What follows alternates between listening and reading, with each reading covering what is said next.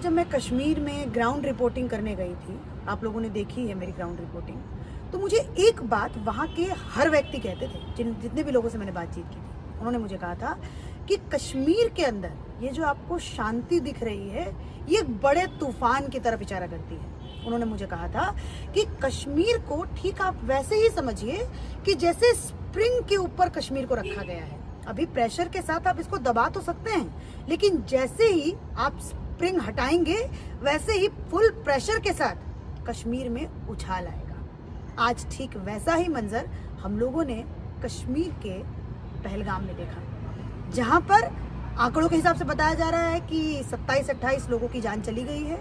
आतंकवादियों ने उन्हें नाम पूछ करके, पत्नियों से नाम पूछ करके, वो हिंदू थे इस वजह से उन्हें गोली मार के भून दिया, और 2-3 बताया जा रहा है कि फॉरेनर्स भी मारे गए हैं। तो ये उसी घटना की तरफ, उसी बात की तरफ वो लोग इशारा कर रहे थे। ये मुझे उस वक्त समझ में नहीं आया था।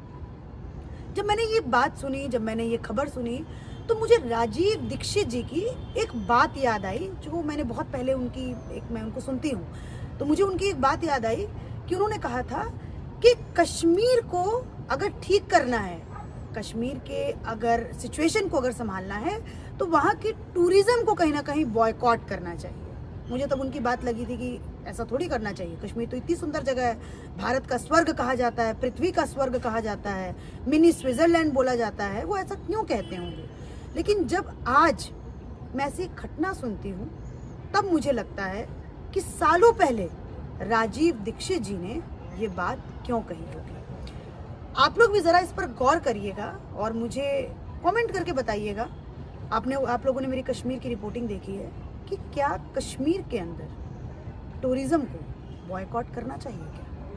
एक तरफ हमारी गवर्नमेंट है, हमारी सरकारें हैं, जो कश्मीर की अलग तस्वीर इतने सालों में हम लोगों को दिखाया, जिन लोगों ने, उन्होंने बताया कि कश्मीर बदल रहा है। आज डल लेक के ऊपर एक अलग नज़ारा देखने को मिलता है, आज लाल चौक के ऊपर एक अलग नज़ारा देखने को मिलता है।